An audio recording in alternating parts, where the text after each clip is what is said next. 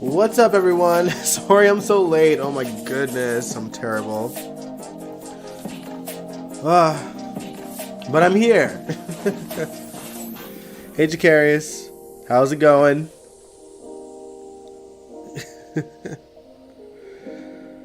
Oh man, yeah, we'll wait for a bit more people to show up. Sorry I'm so late, y'all. Lots to discuss today. It was a very interesting week on General Hospital and in the town of Port Charles, and I'm looking forward to discussing all of it with y'all. I can't English today, I apologize. Ugh.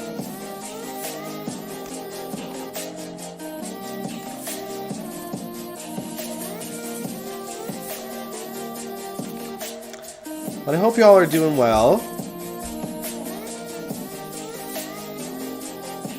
Today I'm rocking my black sparkly hat and a band t-shirt. Band is called Bad Communicators. They're pretty dope. They're a local band here in Edmonton.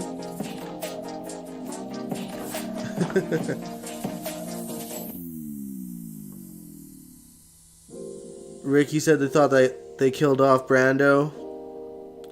I mean, he's still alive right now. There was, what's that soap magazine, did reveal that someone on GH will be dying, and they had a picture of, well, the suspects that could be dying. It's either Diane, Michael, Ava, Brando. I forget who the other picture was, actually. There was like 5 characters on the screen. Oh, Nina. Nina was the other one. But somehow, I doubt... I mean, obviously, I think we can rule out Ava. She ain't going anywhere. She's too tough to die. And she's still very crucial for whenever Esme decides to show her face again. She needs to be there. Also, hey Rick, hey Leopardus. Also, like, we know the writers aren't going to kill off Michael. I would love that to happen. But I don't see it happening. Obviously because he's about to have another baby with Willow. And also he's Michael Corinthos, and they seem to love him for whatever reason. And then Nina, you know, at this point, despite how much the audience has been saying they hate Nina, the writers don't seem to be slowing down on Sunny and Nina as a couple. They don't seem to be slowing down on her sort of, you know, being the town pariah.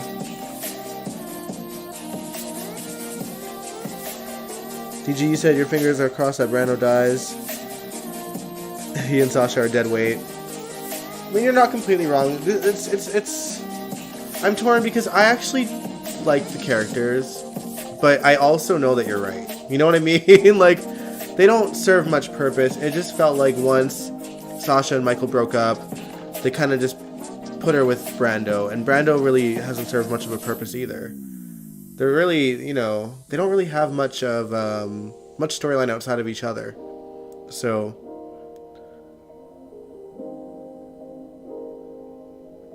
people shouldn't rule out Brian, photographer, and Smoltz, the reporter, working together or separate.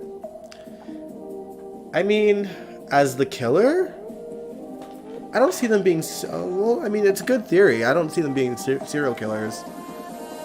Just because it would be kind of silly. You know? Make these beeline characters that nobody really cares about the killer. We're going to talk about all that today, though. We are going to discuss theories and all that. I want to hear your guys' inputs and theories, too, so... writers suck. Still hope they don't put GH on Hulu. Heard rumors about it a few days ago. I mean, I think the rumors are going to fly because it with Days going to Peacock, and Dancing with the Stars going to Disney Plus. It seems like it's a trend that's slowly forming, that a lot of shows that people watch on cable are now being moved to streaming services only. So time will tell. Time will tell. I don't know how I feel about it. I mean, I don't want to get Hulu if it goes there.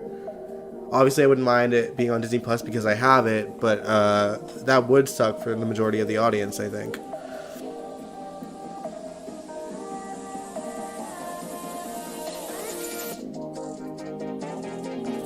Yes, they've done it in the past. Yeah, you're right. You're right. Rick, you said could be Dex or Cody. I don't think it's Cody, but they're obviously moving suspicion towards Dex, and we'll talk about that too. Gigi, you said I want more core characters and relatives of the original families. The Webbers, the Hardys, the Baldwins. I agree. You said you hate how all roads lead to Sunny. Brando is his cousin. I'm over it. I want my old GH back. Rumored 60th is GH's last year. That wouldn't surprise me either, because the 50th was supposed to be last year as well. You don't think GH would go to Hulu? Disney doesn't own Hulu. They have to be connected in some way, though, because they share some shows. And GH is already on Hulu, so I don't know.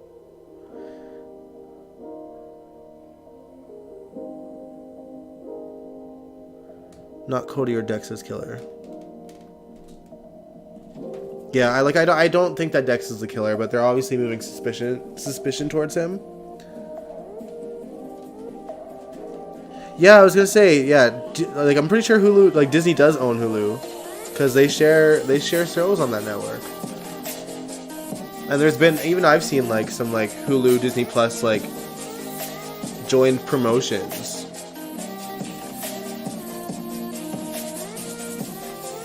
Yeah, I don't think Disney sold Hulu.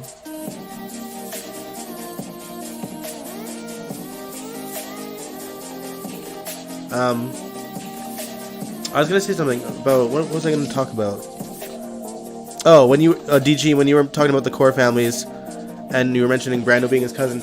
So the one thing that I always kind of forget about when it comes to like Brando and Gladys is that the Corbins aren't a thing. The Corbins are a rewrite. Mike, Sonny's father, changed his last name to Corbin when he came to town. So there shouldn't be a Corbin family. They should, like, he technically is Michael Corinthos. That's why, you know, that's why Michael, like Sonny's son, is Michael Corinthos III. Because Sonny is Michael II, and Mike is Mike Corinthos I. So, like, it's so dumb. They shouldn't even exist as characters, but I kind of just tried to, like, put that in the back of my mind for a while.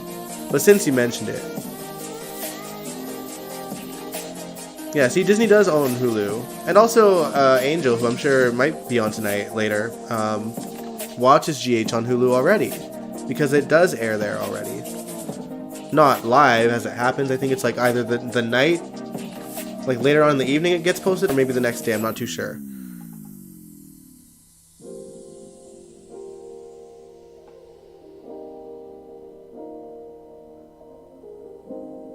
Rick, you said, you know Trina's father is her mom's new guy in her life. Yep. Oh, man. Yeah, Disney owns a lot. Disney owns a lot. They've been buying everything. Disney owns Fox. That's why Family Guy is on Disney Plus.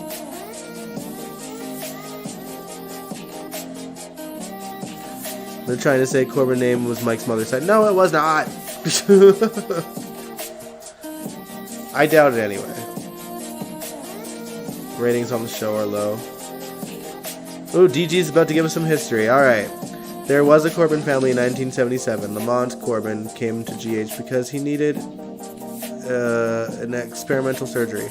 Dr. Mark Dante did the surgery but fell in love with Lamonte's wife, Katie Corbin. So, but are these Corbins connected to Mike, though? Is my question. One of Gloria Monty's first stories. Yeah, The Simpsons are on Disney too. I did watch. There was like some, Simpsons Disney special that was like saying, "Hey Angel, I was just talking about you." I did watch the like new Simpson Disney special where it was kind of like a little short of Lisa potentially becoming one of the new villains in the Disney world. All right, continue, Gigi. You said because Lamont survived, he paid to remodel GH.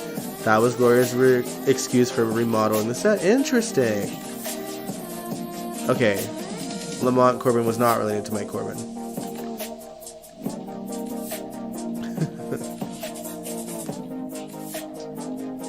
Interesting. It shows Valentini doesn't do historical research. I mean, it doesn't take much, like, to, realize that most of the writers don't do research on the show. Good things about you. Well, we were talking about how you watch GH on Hulu, because we were talking about how, all the rumors swarming that GH could move to a streaming service.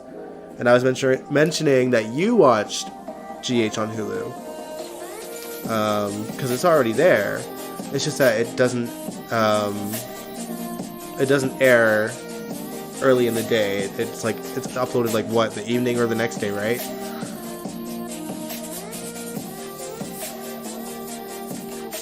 You watched Simpsons from day one in college, but fallen away from it in recent years. I'm not a huge Simpsons fan. I don't hate it. I just, it's always kind of been the same to me. It's nothing too special. I did enjoy Family Guy more. I don't watch Family Guy now, but I think I honestly preferred Family Guy to The Simpsons back in the day.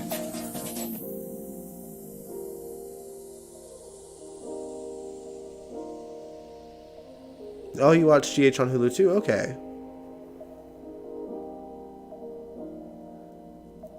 GH Writers doesn't know the history at all. It's so funny, I think as fans, that watch the show religiously, we're bound to know a lot more because the writers are trying to just focus on the now. But sometimes a lot of the history is just like a quick YouTube clip away. You know what I mean? Like some of the stuff that they've gotten wrong over the years is ridiculous. Hulu would be the best option. Can't watch GH on Hulu until 8 Central Time the day it airs. Yeah, Hulu does seem like the most ideal option since it's already there.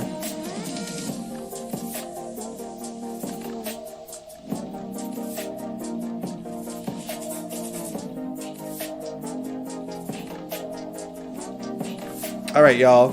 But if you guys are ready, we can start talking about this past week's GH. If y'all are ready. So let me know.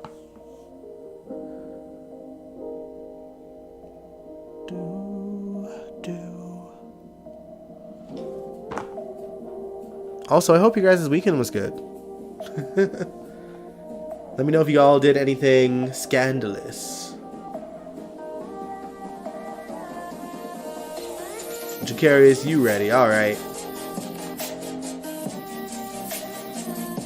As executive producer, it's Valentini's responsibility to keep continuity going. I agree. He fails a lot. The scenes between Carly and that woman in Jacksonville was spot on. Yeah, I can't wait to actually talk about that. It wasn't first on my list, but it can be if y'all want. They're supposed to have a GH Bible at the studio. Writers should read it. It's a good reminder to new viewers that Carly has a very colorful past. Yes. Alright, but yeah, since y'all are ready, let's kick things off. Welcome to General Hospital MV, my GH after show. Let's get into it. And yeah, I'll scroll down. I have my notes all in front of me right now. Let's talk about Carly. We got to dive... actually, hold on. What are y'all saying? Ricky said, he's the worst ever. The show has ever... Oh. He's the worst the show has ever had on that job. Leopardess, you dropped episode 5 of your podcast tonight? Nice! They added more to the whole Reese and Carly drama, but dang, Carly was going over there since she was 12, and Reese's father bedded Carly at 16. Grooming, that's some R. Kelly mess. Yeah, let's get into this, guys. Okay, so we got to dive into Carly's past this week. Nothing that we hadn't really known already to some extent. Carly hopped on a plane to attend that seminar in Aruba, but the plane hit heavy turbulence and had to land, ironically, in Jacksonville, Florida, which is where Carly is from. Before she moved to Port Charles to find her birth mom, Bobby. She did have a lovely conversation with a lady who seemed wise beyond her years, and her little dog, too, that we didn't get to see. Carly was disappointed because she was so determined to get to Aruba, and she also left her cell phone on the plane, so that lady did a good job at distracting her.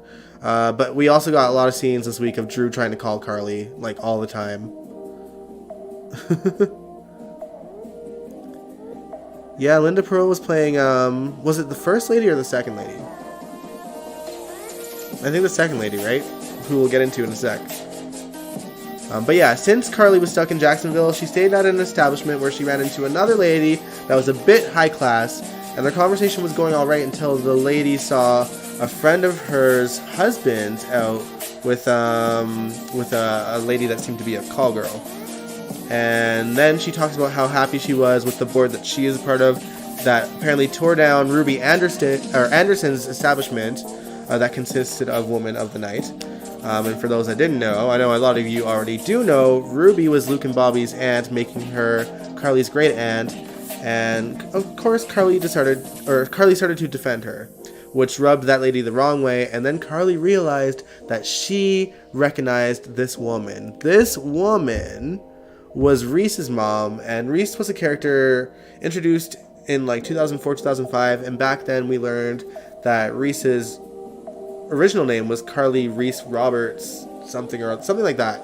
And so Caroline, aka Carly, changed her name to Carly Roberts when she came to Port Charles. The long and short of it is that little Caroline seduced Reese's dad when she was 16, and then I think, was it Reese? Did Reese fake her death back then? Or did Carly fake her death?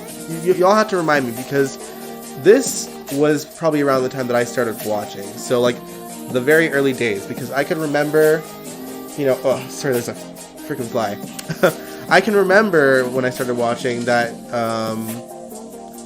AJ, oh my gosh, this fly won't go away. AJ had kidnapped Michael and Christina and Morgan with the help of Faith.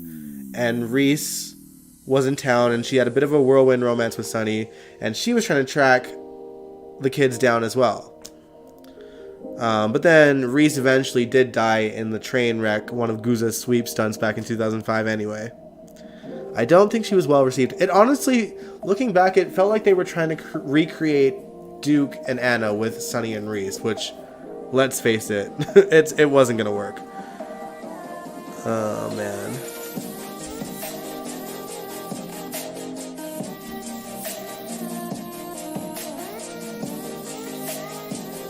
GG said, as much as I hate Frank Valentini, he isn't as bad as Jill Phelps. That I agree with. She was the worst in GH history. I agree. And yeah. DG, you've watched the show longer than I think all of us here, so, if anyone knows, it's you. Yeah, Guza wrote some good stories. I think if Guza had better producers above him, they probably could have thrived together. Like, I do wonder what Guza and Frank Valentini would have been like, you know what I mean? Like, if we were to mix and match.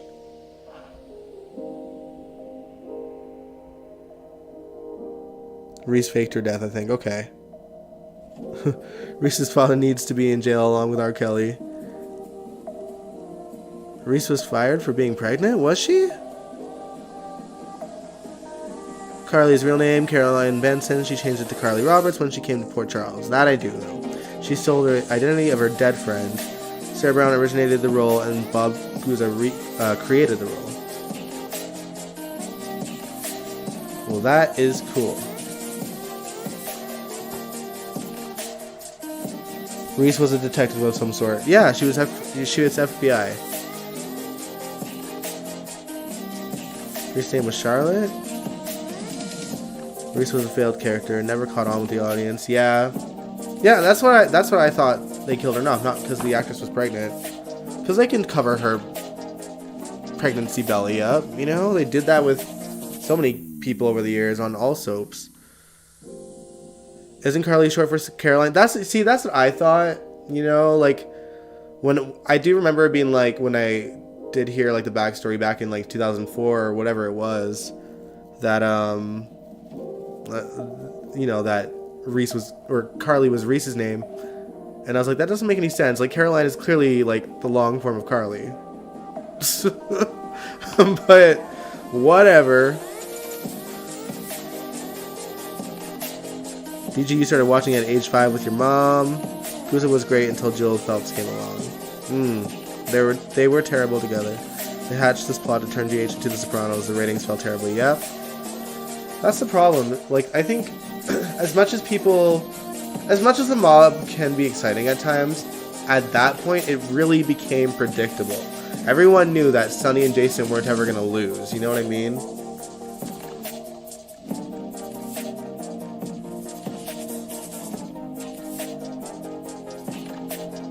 His name was Charlotte. But it had to be Carly, though, because I remember it being Carly. But anyway, back to the plot, guys. We're getting a little bit off topic. Well, not really off topic, but let's elaborate a bit more. Long story short, the woman, Reese's mom, holds resentment against Carly for obvious reasons. But I think it did a number on Carly's confidence, because that woman told Carly about herself and reminded her of who she was back then. And since Carly is trying to figure out who she is without Sonny and Jason, I guess being in Jacksonville and taking things back to the beginning is one way for her to figure it out. I mean, I'm not necessarily not here for Carly to kind of have a self-discovery thing. And, like, who knows? Maybe we'll see messy Carly come back again. I doubt it, but, you know.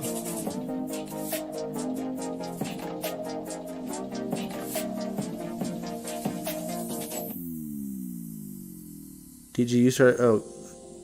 Carrie's been watching GH since 2003 during the mob era. Started to fall away after 2000 and quit 2015. You quit when... Too many mob stories. Yeah. A lot of people did. I know, Jacarius, I know that you love the mob. But... And even though I think I started watching more religiously even after you started... I even got sick of the mob. You know? Especially because I was watching old school GH at the same time on YouTube. And I'm like, they could tell so many interesting stories if they just, you know, pushed the mob down and had, like, real heroes on the show again. Her anger is misplaced. I mean, to the lady's credit, she was like, you know, all men are weak, so... But you could tell she's just a high society, whatever, who just judges women that are poor.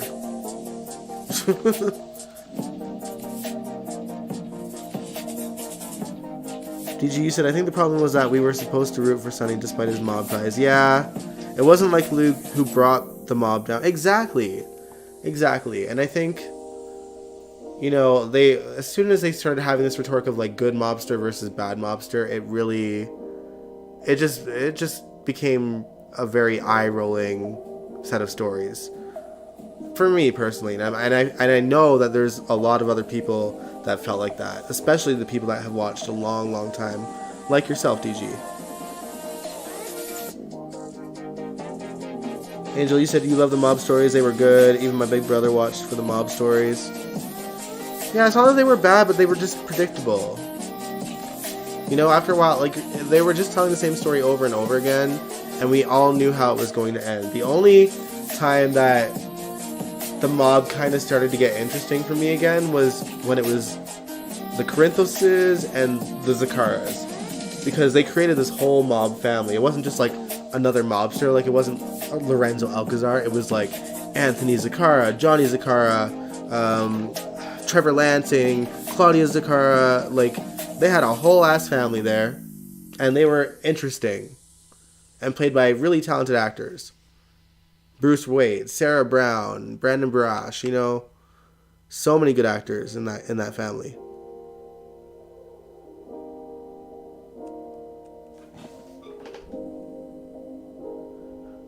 Sonny and Jason were great together when they first came together, but it's been nearly 30 years now. In 2023, it will be 30 years. That's too much. Yeah, you're right. They should have had a balance. Yeah, they really needed to balance it. And that's the thing. Even, like, characters like Luke and Laura and Robert and Holly and Anna and Felicia and Frisco, like, they weren't the leads for 30 years. They were, you know, they had their decade. And then they started to, like, push them down a little bit and make room for more characters. And it's never happened for Sonny and Jason. I feel like, well, no, I feel like with Frank Valentini, it kind of did a little bit for a while. And then they decided to just go all in again. I don't know why.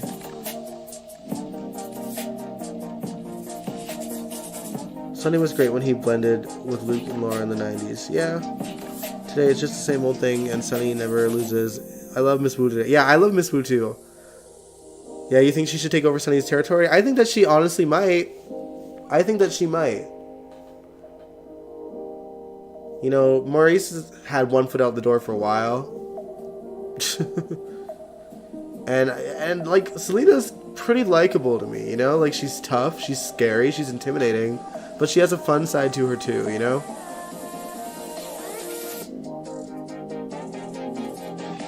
Sonny and Jason are like the protagonist mobsters. If you have the mobsters in your town, they are the good ones. Yeah, that's what I hate. Like, that it really became like good mobster versus bad mobster, and it's so stupid.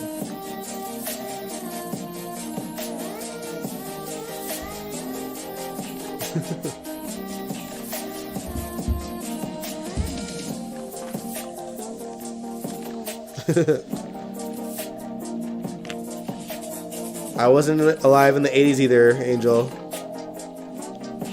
When Cartini first came, they did a good job at balancing the show out of their first year or so. But that, yeah, you're right. That's the thing, is like, I mean, I say this all the time, they really got to ride the coattails of the 50th anniversary. They got to focus in on a lot of characters that hadn't been on the show for a while. And it balanced the show. But the second the anniversary was over, it just went AWOL. Not only in the sense that, like, they kind of started, like, ushering some of the characters back out again, but, you know, Ron Carlivati just, I don't know, he made GH his own, like, little fan fiction. Like, none of it made sense anymore. It went off the handles, and then that ended up being his downfall, and that's why he got his ass fired.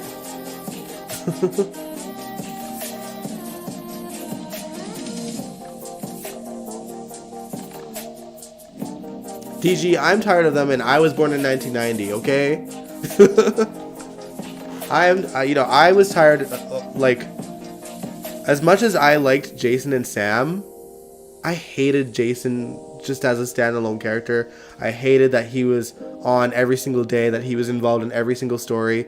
If it was just the Jason and Sam romance and there was some balance there, I would have enjoyed them more.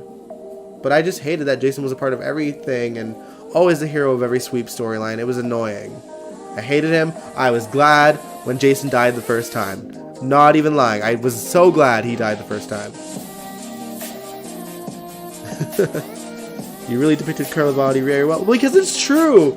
Like, the stories that he was telling, it really dumbed down so many characters, and it pissed a lot of people off.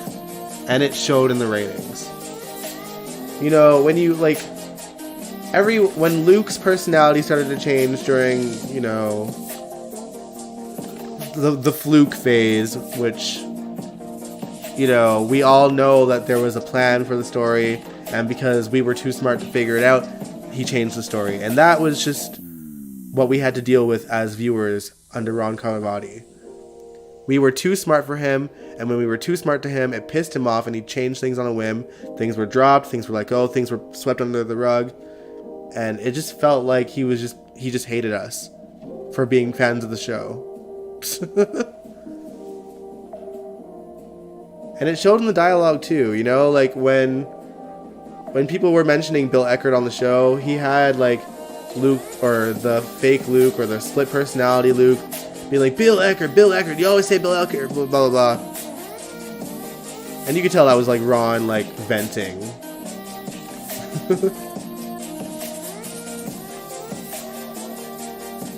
I grew to hate Jason because the mob enforcer thing limited his emotional range. He just became stone cold, as Kennelly called him. Steve Burton had an incredible emotional range that wasn't used. I think they tried to utilize that when Steve first came back. A little more, because he did seem a lot more emotional with like being back with his family, and not just like, you know, Michael and Sonny and Carly, but like Monica, the Quartermains. Like, he was really, you know, a lot more emotional with them.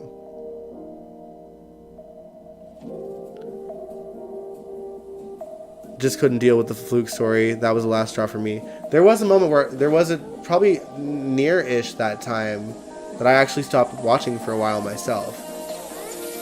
And I think it was like the beginnings of the Fluke storyline, but it was also, there was also things like Carly and Franco getting together, and, you know, just completely ignoring the fact that he got her son raped in prison. You know, like, certain things, so many characters were being written out of character. Elizabeth and Nicholas, like, keeping Jason being alive a secret, even though it didn't end up being Jason, but that, you know, originally the game plan was to throw those characters under the bus and have them do things that didn't make sense.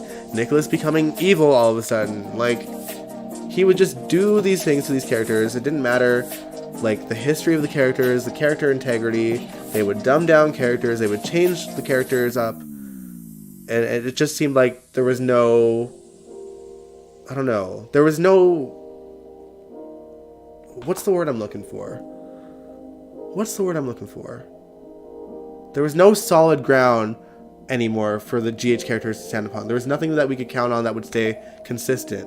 Nothing was consistent anymore with Ron Carlivati for any of the characters. Carly and Franco got together. Was that Roger Howarth playing Carly? Yep. When GH got sued, and they had to get rid of Todd and John and Star, they made Roger Franco, and because they were kind of doing Carly and Todd, Ron, I guess, thought that would translate with Carly and Franco because, you know, their chemistry was fine as Carly and Todd. But, like, at the end of the day, you know, we GH fans, we know what Franco did. Like, we didn't forget. Yeah, Carly and Franco were disgusting. Hey, Nathan, don't worry. We barely started. The only thing we got really talked about so far was Carly's past, and then we kind of went off on a tangent a little bit about, like, GH and history with writers and everything. Carlivati just ran out. He has no restraint in his writing at all. It was a total mess, and I quit. Yeah, so did I. There was a point in that time where I quit watching the show too. So that's when Roger had that ridiculous blonde ambition hair. Yep. RC needed a co-writer. He couldn't do it by himself. Well, I think even a co-writer wouldn't have helped him that much.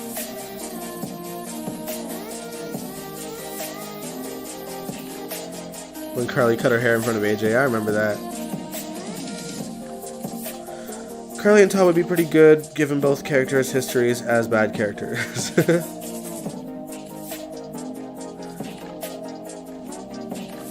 I just wish they had Jason's remember all of his memories before and after the accident.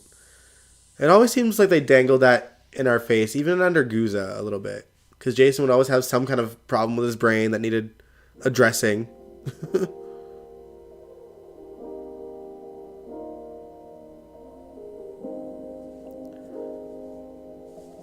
Why are we going back to Carly's history? How much can be rewritten or changed? They haven't changed anything.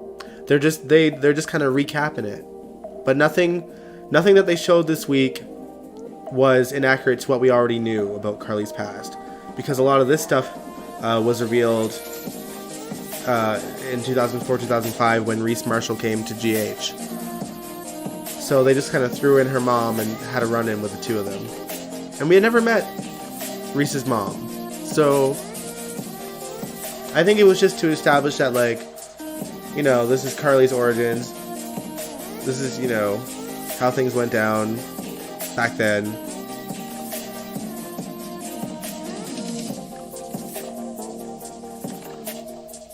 The fake teeth regarding the vampire was dumb.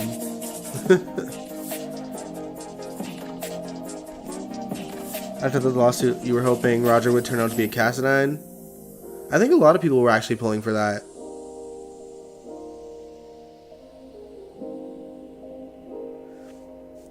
Yeah, like, this was when Roger ended up playing Franco. I had sympathy for him because, like, if Ron knew the GH fandom sort of stance on Franco, I don't think that he ever would have brought him back, because no one was enjoying Franco. You know, Franco essentially got Michael raped in prison. He you know, raped Sam. Of course, they tried to rewrite half of that stuff so that they could, you know, find a good enough reason to have him be a regular on the show again. But that character was never supposed to be more than a guest appearance. They had the trilogy of James Franco's Franco, and it should have been left at that.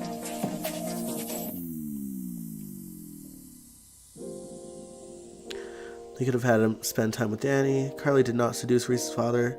He came on to her. Well, that's the thing, is that Carly said that too. Like, she was not in the wrong, but, like, of course, the wife is gonna think that back then automatically anyway. But Carly did tell that woman, you know, like, I was 16. Your husband was the responsible adult.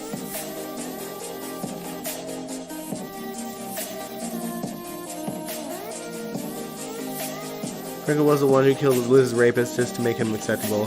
I hated that.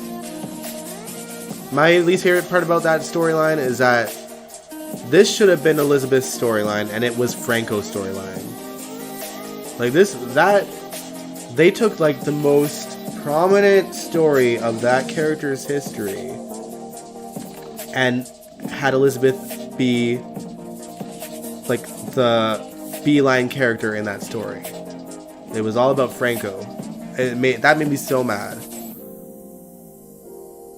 Because in my mind was like, finally, we're getting a good story for Elizabeth that will have her front and center. And she was not front and center in a story that was the most iconic story the character had.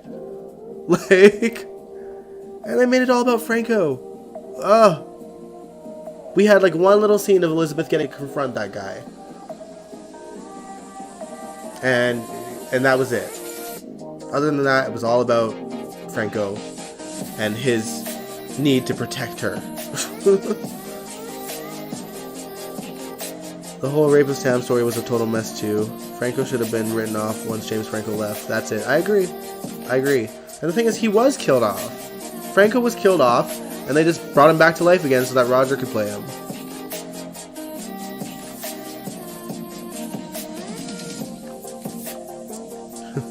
Franco died not telling Liz he was faking about the brain tumor. He could still be a mob enforcer to me, just have his memories in this soft, goofy Jason Q storyline. I think if Jason had his memories back, he wouldn't be a mobster, though. You know what I mean? I think he'd have a bit more morals and values again.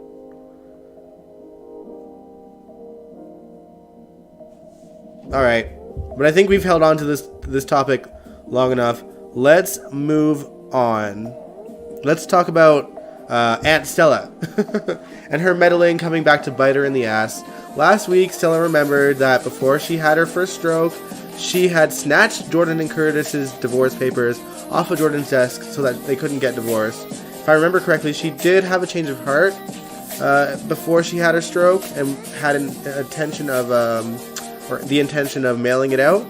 But before she could, obviously she had the stroke. And amazingly, Stella forgot that she had the envelope in the first place. And when she remembered, she actually went straight to Jordan and told her the truth. And of course, Jordan was furious. And then Curtis showed up to the office because he got word that there was no record of their divorce in the state of New York, because obviously he's trying to plan his wedding to Portia and he needs that proof. But before Stella could confess to Curtis what she did, Jordan stepped in and said it was her fault and created the story that she must have lost the papers when she fell ill and forgot about it. And what are y'all saying? What are y'all saying? Curtis is making me mad. Yeah, I may hate Jordan, child. Curtis needs to stop being on his high horse. Yeah, but here's my thing. I don't get why Jordan felt the need to cover up what Stella did. Because, like she said, she didn't want Curtis to get mad at Stella. But I doubt him finding out that Stella did this would have affected their relationship all that much. Sure, he would have been mad, but he knows that Stella loves Portia, and that if she hadn't had the stroke, she eventually would have done the right thing, because she clearly now in the present day loves Portia. So the fact that they have Jordan covering for Stella like this is so stupid. It's so stupid. The way they're trying to justify it, it's ridiculous. Stella should have told the truth. Yeah, I agree. All this is going to come out at the wedding with Trina's paternity. Yeah, you're probably right. DG, you said you don't like Stella, but I love this divorce papers twist. It's classic soap. I think Curtis and Jordan will be thrown back together once the truth comes out about Trina's paternity. Well, that's the thing. We've known this whole time that they're not divorced. We know. We saw what happened. Basically, when Stella had that stroke, I think some drinks spilled on the paper, and then the janitor at Kelly's cleaned it up, right? Or Cameron cleaned it up and threw it out. You wouldn't have covered for Aunt Stella. Yeah, me neither. Tanisha Harper, who plays Jordan, was on Maurice's YouTube show State of Mind. She's so different than the character. Y'all should watch it. She's so down to earth. I'd watch that. Maybe I'll watch that a little bit later this week when I have a day off. Jordan shouldn't keep Portia's secret. Yeah, that's the thing I was gonna mention. Jordan is just making Curtis far more suspicious of her than he needs to be, and it doesn't help that Jordan knows that Portia is hiding something big from Curtis, and is hinting at it. She's been hinting at it to him that Portia is hiding something, because Curtis has been throwing shade at Jordan all week, so I can't even really blame her for that. But if she's gonna start throwing suspicion, then she might as well tell Curtis the whole damn thing, that she thinks that Trina is his daughter. Because obviously Jordan's trying to find proof. That's why she's calling the ancestry kind of thing that Trina had done and that Stella had done, and looking into why Stella's first match that was somewhere in Port Charles disappeared. And the people that run that website was that wouldn't have glitched out. Likely a person, if they choose to, that is on the website can pull their profile if they don't want to be found.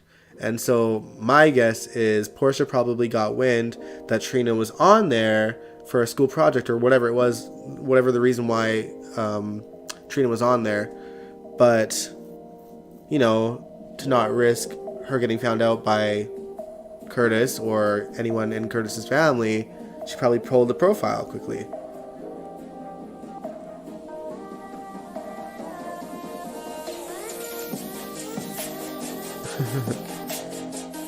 Oh, you didn't know about the divorce papers because you weren't watching that. Okay, fair enough.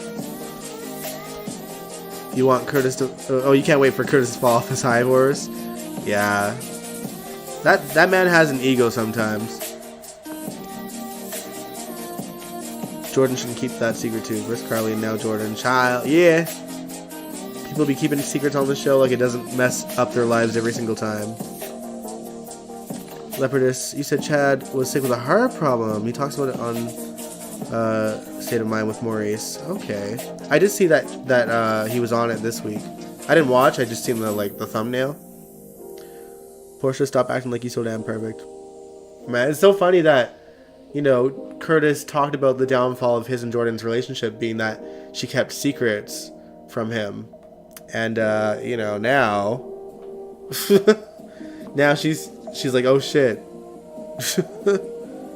Well, but, you know, with that said, will she tell Curtis the truth about Trina before he finds out on his own? Because I seriously doubt it.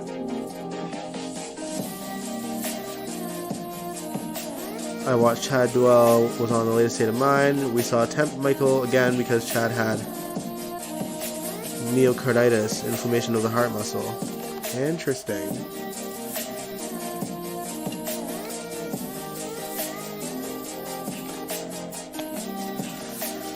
I remember the actress who plays Stella from the old 1970s show Room 222. She's been around for a while. She does seem like a very seasoned actress. I actually really like... I know a lot of people don't like Stella, but I find the character to be kind of refreshing in the sense that she, especially during Mike's story, was kind of like a very soulful, heartful... She kind of reminded me a little bit of Mary May. A little bit.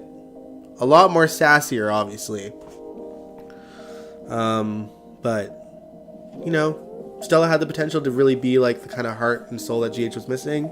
They kind of fall off of it a little bit with her, but, you know, it is what it is.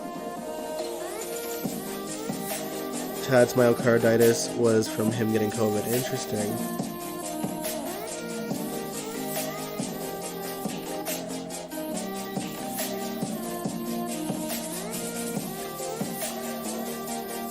The actress who plays Stella played a doctor on GH before. Interesting. I didn't know that. Stella was on Welcome Back, Cotter too. And Stella is too much in everyone's business. She needs a life. Yeah, like, it would be nice if they gave Stella a romance. They almost did, right? With a guy named Marcus.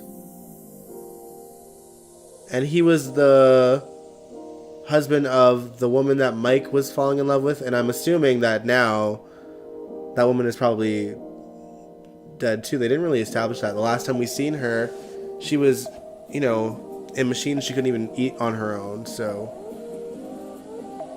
But once Mike died, we didn't really hear about her.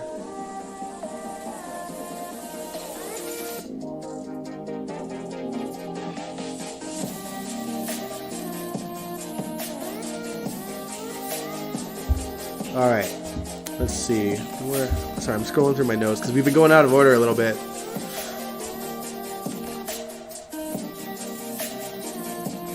Stella's ex-boyfriend. Yeah, like it seemed like they were gonna put her back with him. And I think even Curtis and TJ were trying to like push her a little towards him as well.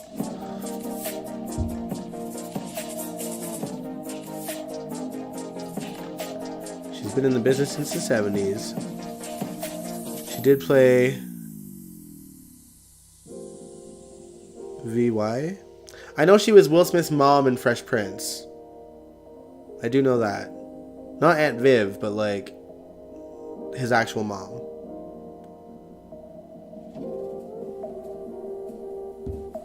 Alright.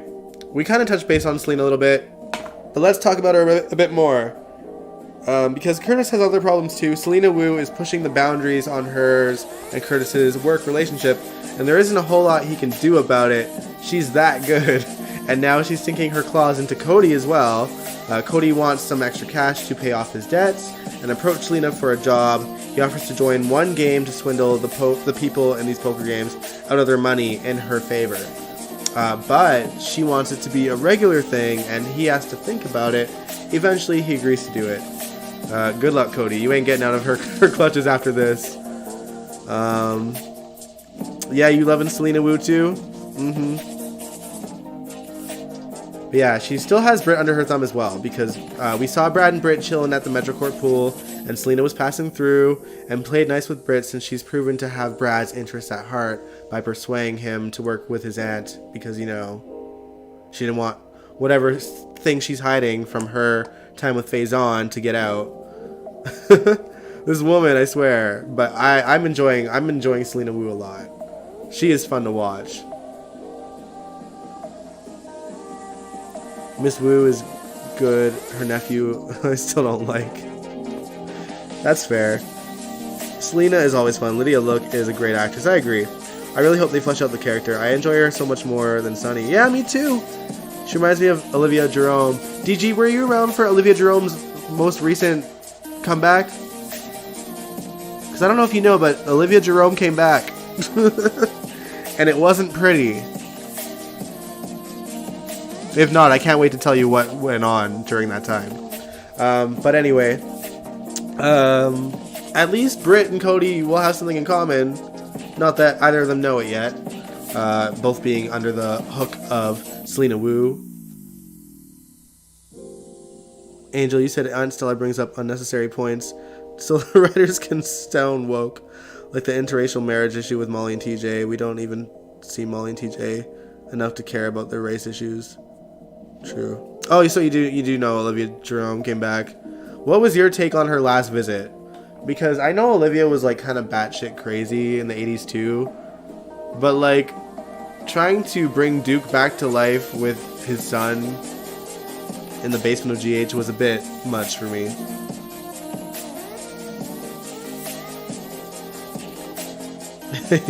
Knew Carlavati would ruin it, so I didn't watch. Yeah, that was a mess. My gosh. You are so right.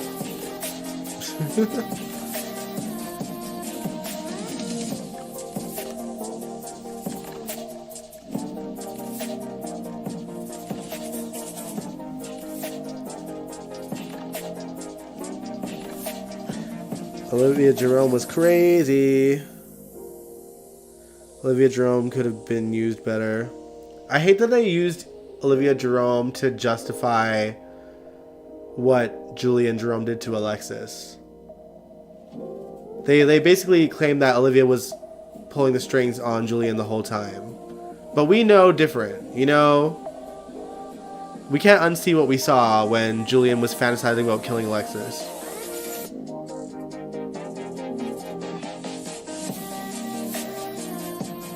Whatever happened to the mob lady with the hat that wanted Sunny's territory recently?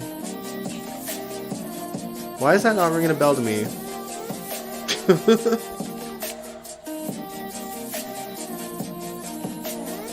DG, didn't she kidnap Robin at some point? She did. She did.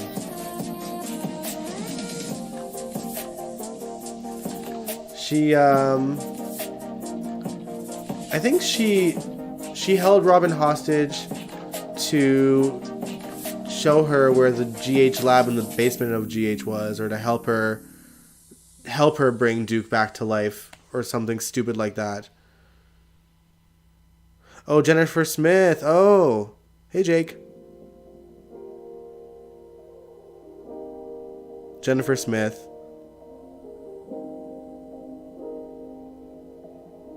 Yeah, Jennifer Smith is the only person that we saw like show an interest to Sunny, but as you guys know, Valentine framed her for Luke's death because that's what Victor wanted. I'd like to see Olivia back to interact with her sister Ava. Yeah, it's funny because Ava was on, but they didn't really interact much at all. It's crazy. Like, they were both on at the same time, and they did not really share many scenes together in her last stint. If any at all, because I don't recall.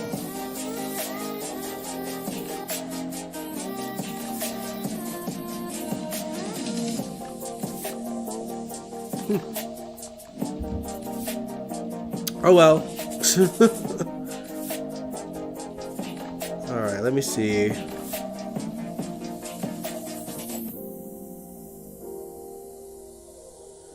She's being held by the WSB. Yep. Yet Roseanne Barr was Jennifer Smith in 1994.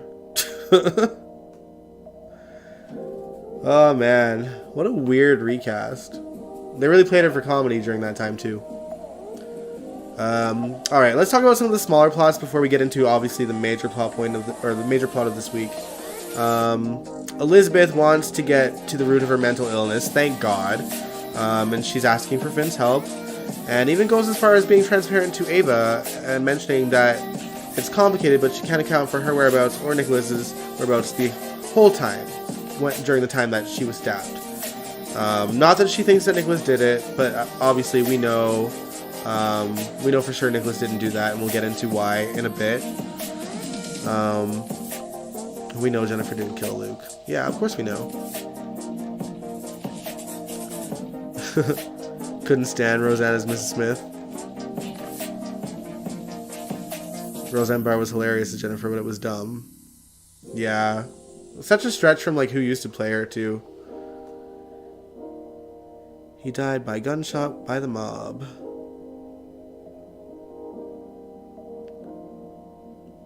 Oh, you were. Oh, that's what that was. I was like, "What are you talking about, Rick?"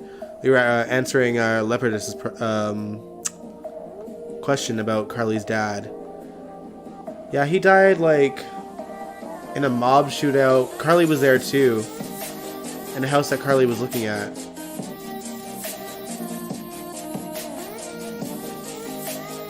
Yeah, he got shot and died with Carly with him.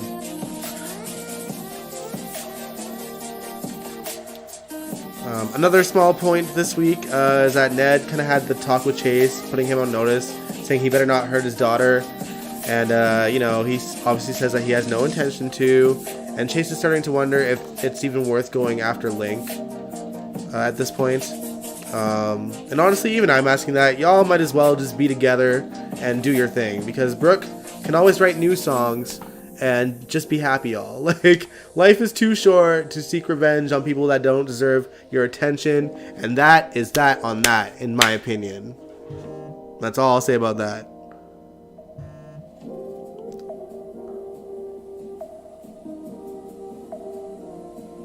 Corbin, Carly's bio dad. John Durant was his name, right? Carly's dad? The one that knocked up Bobby when she was working for Aunt Ruby. Full circle, y'all.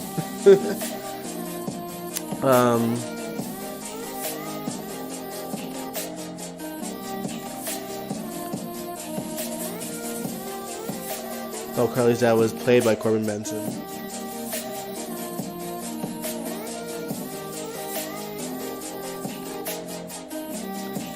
Interesting.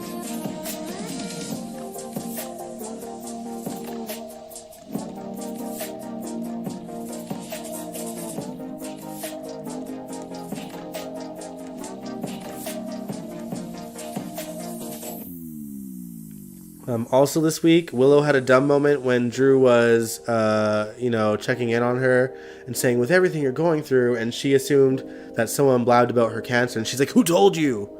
And then Drew's like, about your pregnancy? And she just kind of pegged it off to pregnancy brain. Man. Oh yeah, one thing I didn't mention with Drew is that he and Sam had some cute scenes this week, because Sam brought Scout to a restaurant to see her dad, she just went to the restaurant with Scout and Drew happened to be there, and they had some cute scenes together, and Kelly Monaco looked gorgeous, just had to say it. But yeah. Alright, now we'll talk about the big plot point, guys. We gotta talk about it. We were talking about Cody earlier and how he's throwing down with the criminal, and it's probably not the best time since he's already convinced that he could be blamed for Ava stabbing, since he's the new guy in town with no one to give him much of an alibi. But the mysterious hook-wielding psychopath attacked his second victim this week, Brando, right outside of Charlie's pub. He, Sasha, and Gladys were there not long after Sasha agreed for Brando to be her guardian in a guardianship. Funny how they changed the word from conservator to guardian real quick within like a couple of episodes. Not surprised by that, though. Oh, DG, you said your guess for the Hook's identity is Rory. Michael hasn't announced it yet, but it seems like he has a permanent role on Chicago PD coming up. Interesting. So if they're writing him out, it could be him. Interesting. But wasn't he with Joss and Trina and Cameron when Brando got attacked?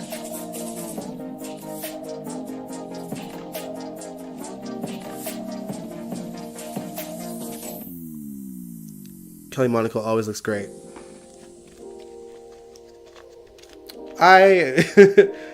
Not always, but lately, I feel like they're doing a lot better with her wardrobe and her hair and her makeup.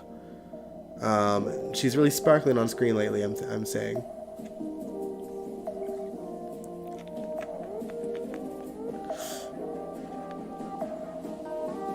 Does Britt like Cody, or is Cody the only thing available and showing interest? The Rory came later. Well, time will tell, I guess. Time will tell. But anyway, Joss and Dex happened to be at Charlie's as well. And when Dex left, he had left his sunglasses on the table. So Joss went to grab them and go after him. And it was at that moment that we seen that the killer, or like the mystery person with the hook, had their eyes set on her. But then Brando, for whatever reason, had gone out there as well and spotted the killer. The killer then turned around and attacked Brando as it started to randomly rain and pour out of nowhere. And then Christina happened to be getting to work and witnessed him getting stabbed. But of course, in those 30 seconds, it was really raining hard. And by the time Sunny and Gladys and Sasha came out there and seen what happened, it stopped raining. It makes me wonder if that was like the weather machine again doing its thing. But yeah, it's so funny. Like these scenes with the killer are so corny, and like I don't know, just the camera angles and like the raising of the hook and like everything just seems so stupid. And did you see how, like, even though Christina was screaming bloody murder as, like, Brando was getting stabbed or, you know, slashed with the hook, like, that killer wasn't even fazed by Christina screaming in terror. He just kind of, like, walked. He didn't even run away. He just kind of, like, moseyed off to the left. I was like, this is so stupid. But, anyway... props to Lexi, who acted the hell out of those scenes, like screaming in terror, crying. You'd almost think that Christina and Brando have ever shared scenes before. Like, Christina really played Brando being her cousin quite believably, even though they've never met before on screen.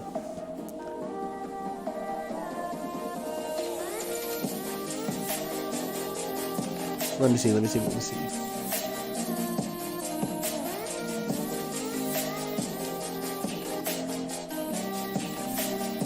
So I'm just going up and reading your guys' comments. What if it's an enemy of Sunny? I read in SOD that it's someone close to Sunny. That is a small rumor. I read maybe Faith Roscoe could come back. You never know.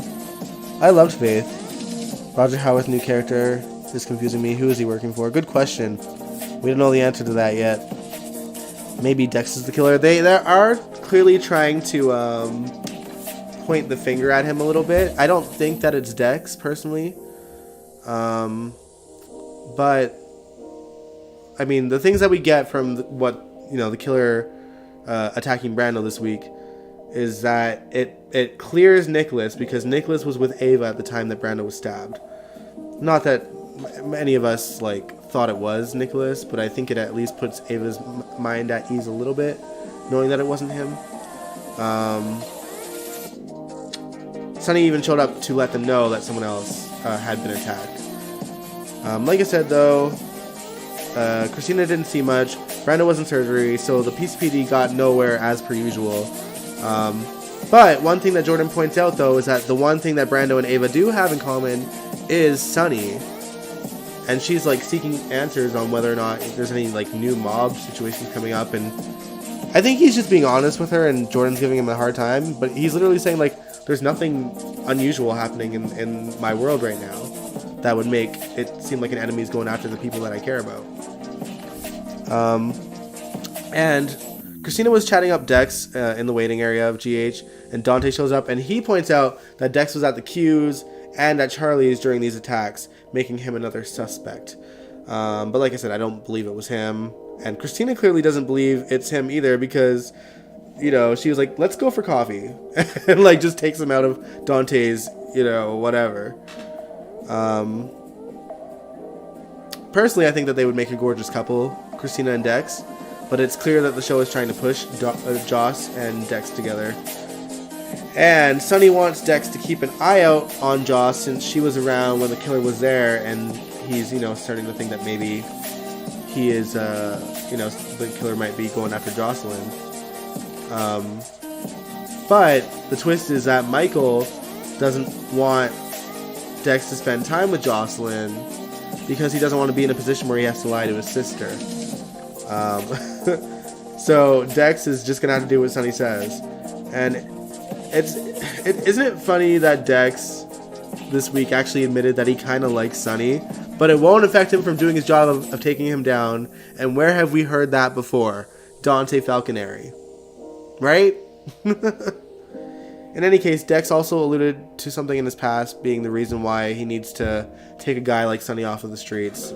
So, you know, we're gonna hear more from that backstory soon. I'm guessing. Brando was a freaking Marine. You mean to tell me that he wouldn't put up a fight? See, and that's why, like, I know a lot of us thought it was Esme, and let's face it still could be. But if it was Esme, ain't no way she's taking down a Marine. You know what I mean?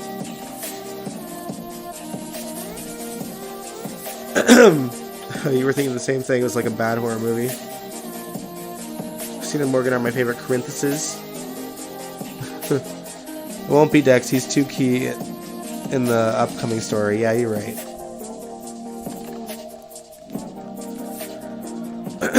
Christina does need to be on contract. I agree, but yeah, you're right. They probably won't do it.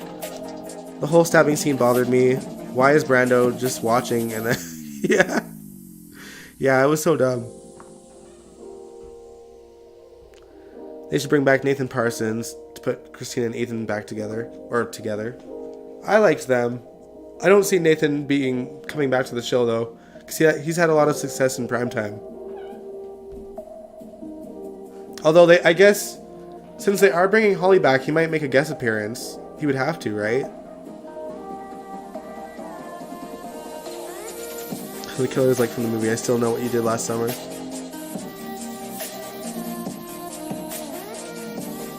DG, you said no, you want Dex and Joss. Joss and Cam have gotten boring. You need a shake-up. Dex fits the bill. Evan Hoffer isn't a great actor, but he has good screen presence and he's cute. Christina and Dex look better together than Dex and Joss.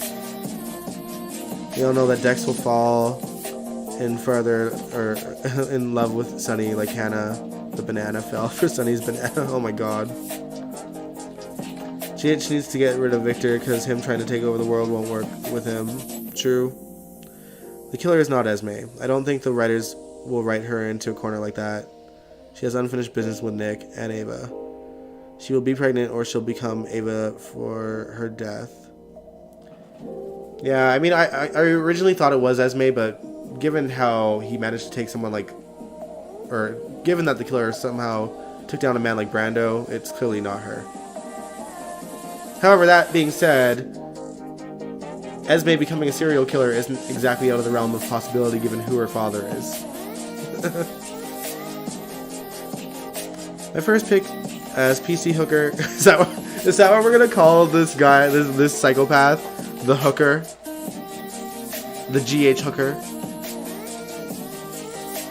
Poor Charles Hooker. Your first pick is Esme and Ryan. Second choice is Brian Smalls. Evan Hofer is my age. I thought he was older. Yeah, he's a youngin'. He's a youngin'. I thought they were going to let Ryan escape. See, here's the thing. If Ryan Chamberlain escaped jail, and this was him doing this, it would be big news that Ryan Chamberlain escaped prison. They would have no choice but to, like, let everyone know in the media. You know what I mean? I cackle, or I call him the PC hooker.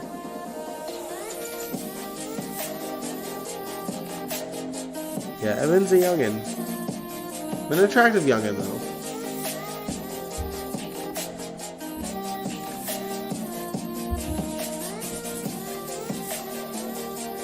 You can tell this whole Hook story hasn't been well thought out. Yeah, it's true.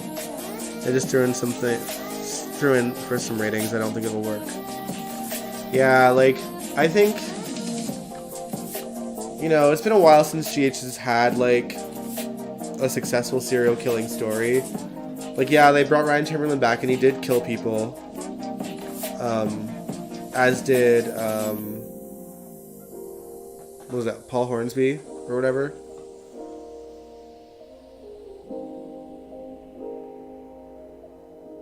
Perhaps Ryan sneaked out like Heather did in 1981. I don't know. I feel like because he's Ryan Chamberlain, he probably has a lot more security on him than Heather did on her. But also, he had to put that glove on somehow. Like, he grabbed a glove. Whoever this was grabbed a glove and put it on himself. And Ryan only has one hand, so I think that rules him out.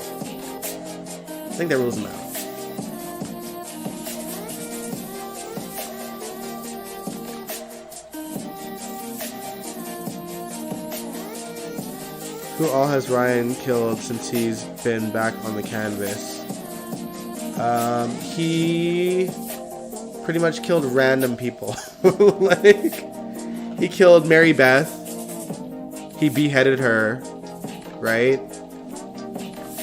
And put her in a thing, like a barrel of apples on Halloween. He also killed Kiki.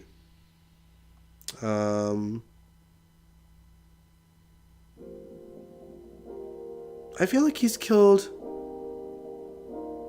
He tried to kill Lulu, right?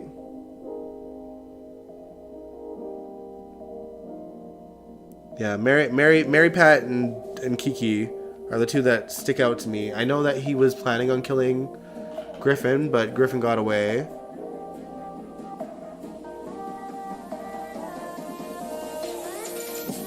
Still have that on VHS, it seems. Man. Why does Ryan only have one hand? Because he chopped off the other hand. Why did he chop off his other hand? He did it himself. Oh, I think... Well, because... when he was with Ava on that bridge, he fell off, and I think... You know... He wanted... people to find, like, to think that he was dead, so I think he chopped his hand off so they could find it. And yeah, and that was that on that.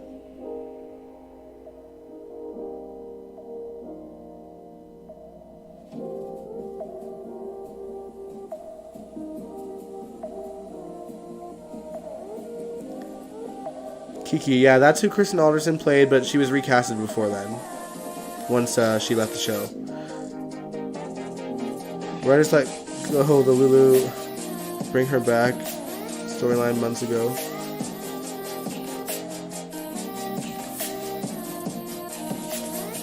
He chopped off his own hand. That sounds more ridiculous as he go on. Yeah. He wanted people to think he was dead, so he chopped off his hand so that someone could find it in the river. And someone did. The downside is he can no longer pretend to be Kevin without it being obvious that he's not Kevin. Honestly, like, DG, it's fun watching me recount things with that. Yeah, honestly, it's so dumb. It was really corny. But yeah, suffice to say, Ryan has one hand, so he couldn't have put on that glove himself.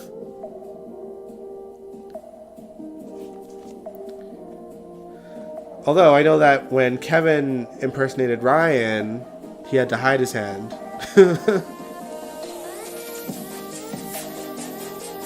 When they were getting Jordan that transplant.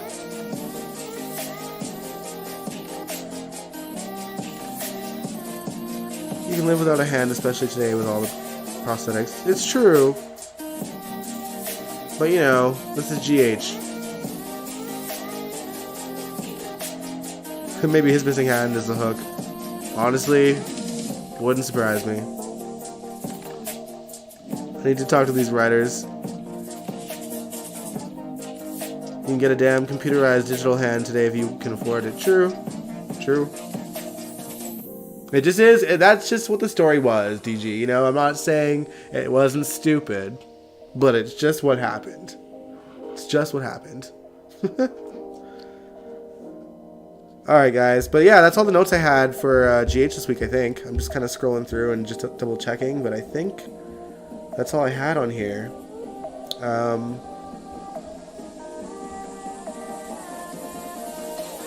Writers are a lost cause. Have been for years now. True.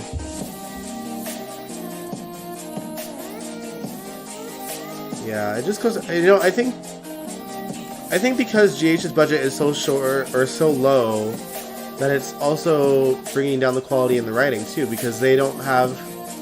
I feel like probably back in the day they had a lot more time to plan out stories, and now everything's so quick, including like their shooting time. You know, they're having to have longer days and then going dark to save money and a bunch of ridiculous things. And I'm sure in some way it spreads to not just what we see on screen and what goes on when they shoot, but probably in the writing department too. There's got to be a lot less thought put into it, unfortunately.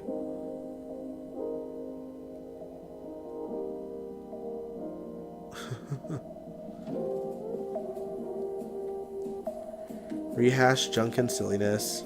Yeah, that is American soaps in a nutshell. It's so funny. I have a friend in the UK, and she watches like EastEnders, and she's of course aware of Coronation Street as well. And it's crazy how successful EastEnders is, because I think EastEnders, I'm assuming, is a primetime soap, but it is on 5 days a week, and the quality is really good. It's clearly, it looks like a primetime show, and I wish that GH had that kind of money, because I think GH could probably thrive with you know, that much investment into it.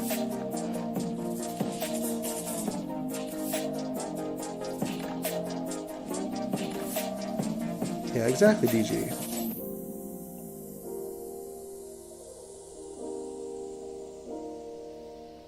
They only had to rewrite stuff if someone quit or died. Exactly.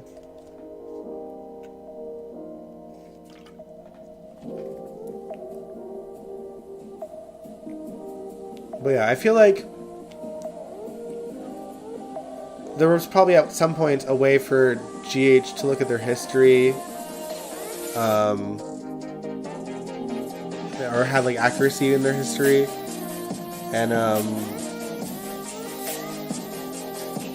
to be able to kind of go back to that when writing new stories. But now it doesn't seem like they have that.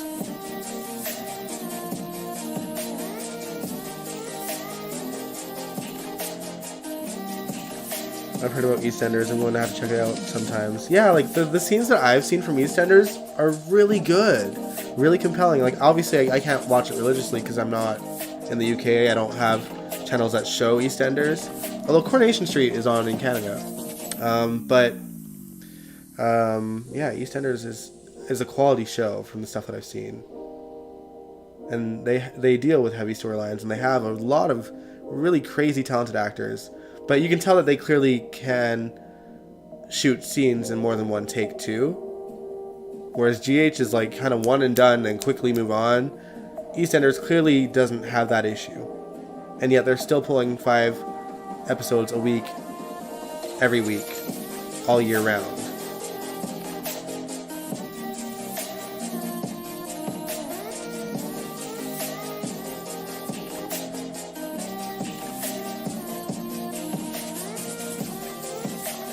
Don't forget, this too, Hollywood is really screwed up. They bring back reboot shows. They fail, or one wants to see it.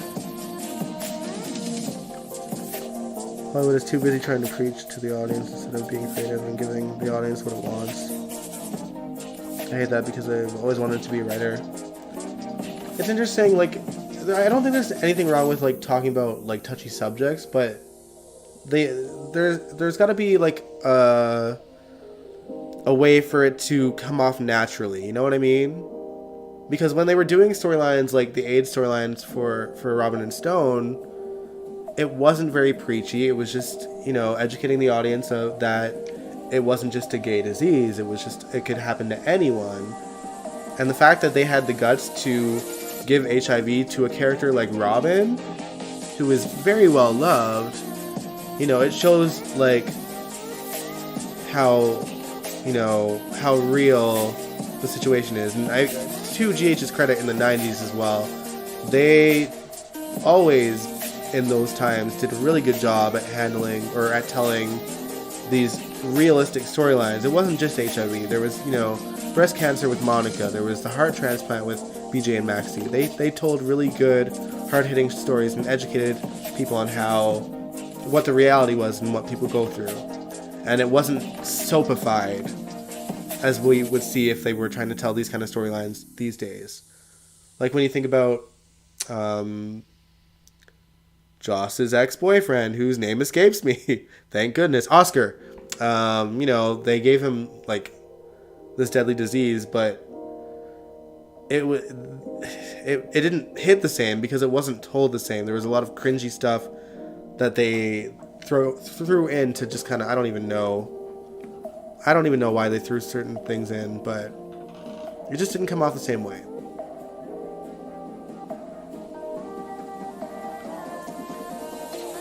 The American soap production schedule is brutal. Yeah, the actor and crew barely have time to breathe. It's true. I have no problem depicting a topic, but it should be balanced and, as you said, natural in the story. That's because Wendy Ritchie was in charge. Yeah, Wendy was such a good. She did such a solid a solid job during her tenure.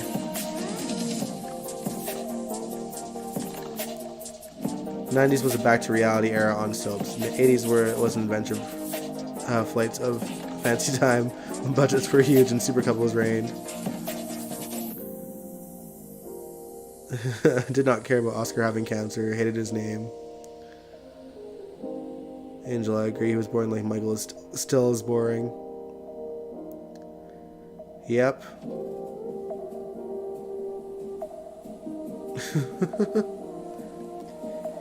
Yeah, the thing is, like,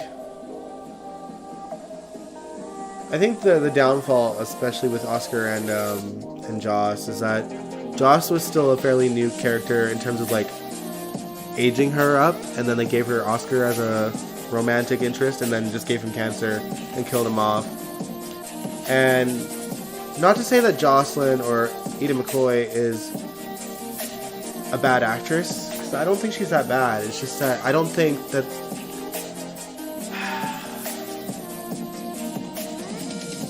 I just feel like she wasn't the right actress to give this kind of a storyline to. Because she wasn't, we didn't really see her get too much emotional stuff. And she's not, in my opinion, that great at the emotional stuff either.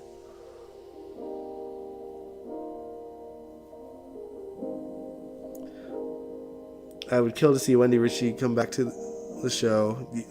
Last I heard, she was EP on the indie soap The Bay. Yeah. Jackie and Tristan pop up on there frequently. Yep.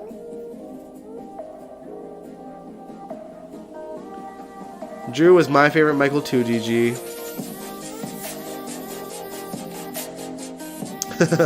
Had a hard time believing Joss was attracted to Oscar or vice versa. Wendy Rich did a chat with some others on here last year. Yeah, didn't Maurice bring her on to State of Mind as well? And they talked about her time there, or was it Wendy? I feel like it was Wendy, right?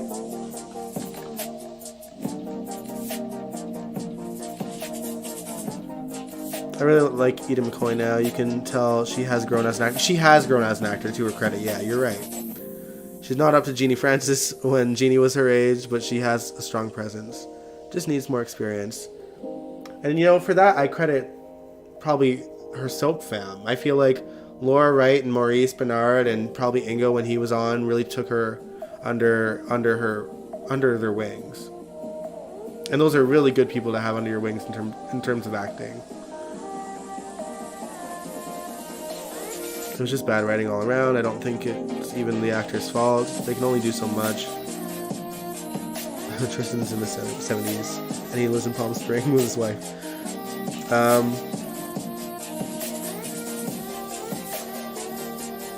It's, what was I gonna say?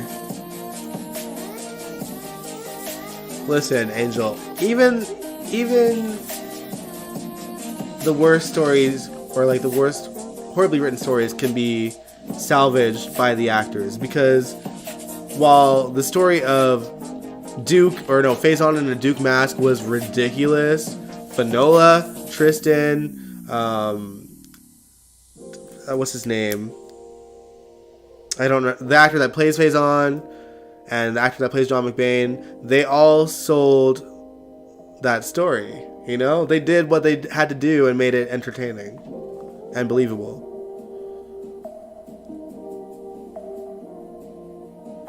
G8 screwed up with hurting Faison the last few times he was on the show.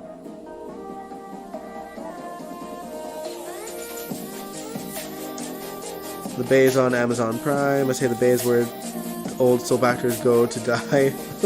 It's like the soap afterlife. You see so many older actors from as far back as the 70s and 80s. Great actors can salvage a bad story. They really can. They really can. You know? And the thing is, like, on paper, Oscar having cancer is not a bad story.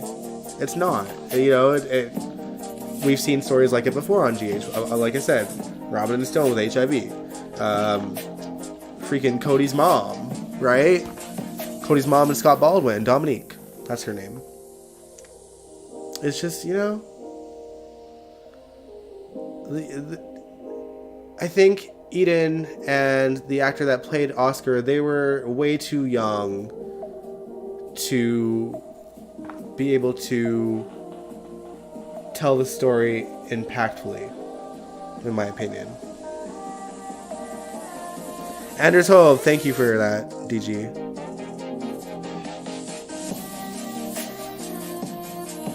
Yeah, they all did a great job at pulling it off, and let's, you know, shout out to Ian Buchanan too, because he had to play a character that he's played, but differently, because he's supposed to be playing Faison as Duke.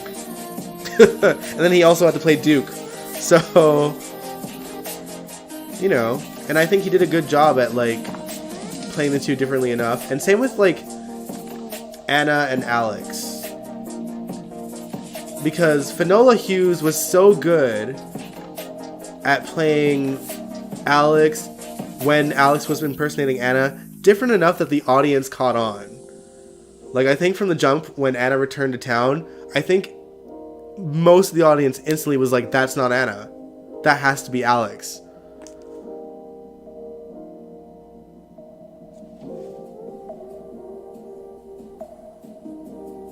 I agree. Robin's entire kidnapping was a big bust for me.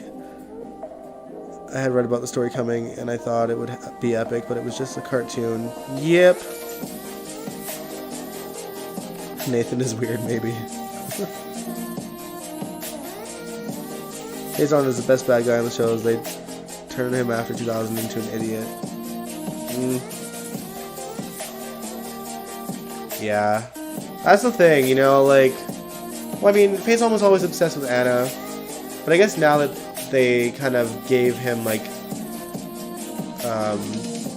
Huntington's disease, it kind of played into how Faison lost his mind over the years.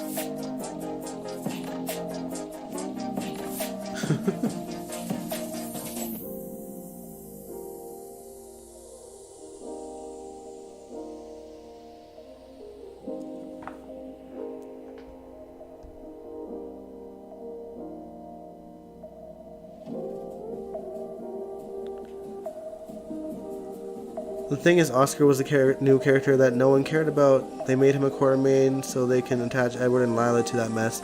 Listen, though. What's his name? Stone was also a new character. He came on and the writers intended from the jump that he was going to get HIV and that he was going to give it to Robin and he would die of AIDS. They brought Stone on specifically for that story. So Stone was also a new character, but they did a really good job at kind of building this romance between him and Robin. And their romance was very well thought out and very well established on screen, whereas it just felt like Oscar was a student and Jocelyn had a crush and they got together and blah, you know what I mean? Like, I don't know. It was just too contrived with them.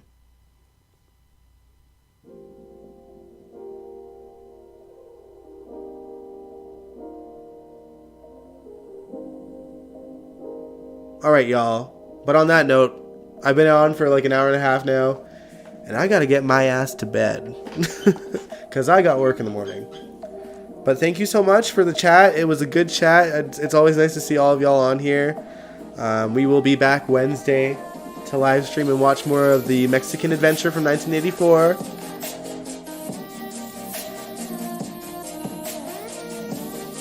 People cared about Stone. Nobody cared about Oscar and Joss. Well, I guess that's the thing, is that a lot of people cared about Robin and not many people cared about Joss.